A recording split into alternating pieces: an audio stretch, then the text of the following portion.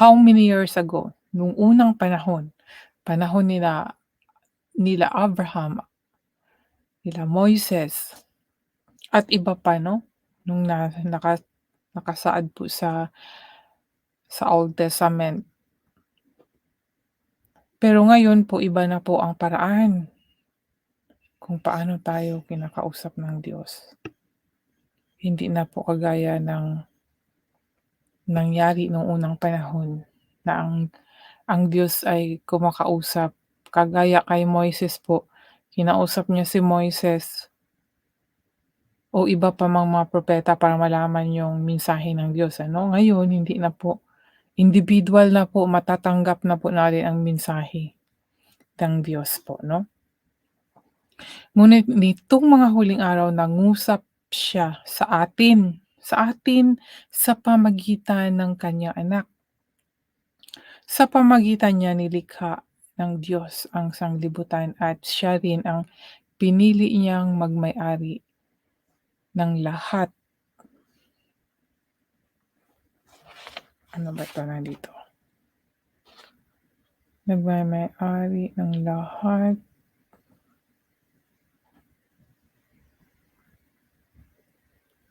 ng bagay.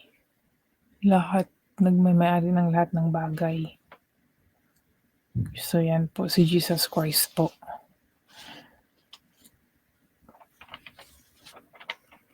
Kung ating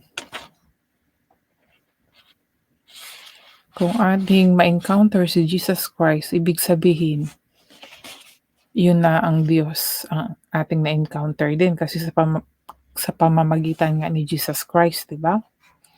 John chapter 14 verse 6, I am the way, the truth, and the life. No man can go to the Father except by me. So sa pamamagitan ni Jesus Christ ay ating maabot ang Diyos Ama.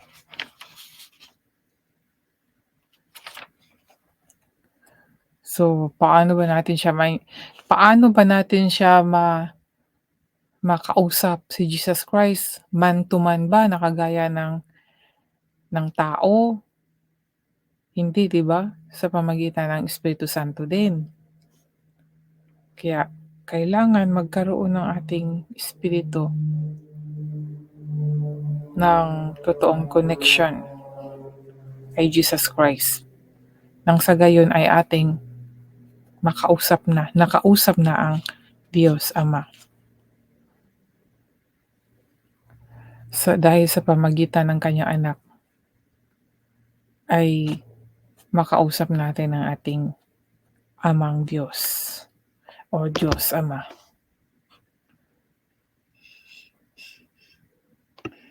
'Di ba mga kaibigan, nakaka-amaze ang talata na ito. Sa kanya makikita ang nagniningning na kadakilaan ng Diyos, at kung ano ang Diyos ay ganoon din siya. Amazing naman 'to, kung ano ang Diyos ay ganoon din siya. Pero kung ating unawaing mabuti, ang Diyos ay iisa lang, hindi dalawa, hindi tatlo. Hindi rin iba ang Ama, ang Anak at Espiritu Santo, hindi yan magkaiba. Kasi kung magkaiba sila, magiging tatlo ang Diyos natin. Kaya para sa akin mga kaibigan, isa lang sila. Kagaya ng sabi ko, ano ang Diyos ay ganoon din siya. So, isa lang siya talaga kung maunawaan natin yung mga iba-ibang talata 'no. Siya ang nag-iingat sa lahat ng bagay sa mundo sa pamagitan ng makapangyarihan niyang salita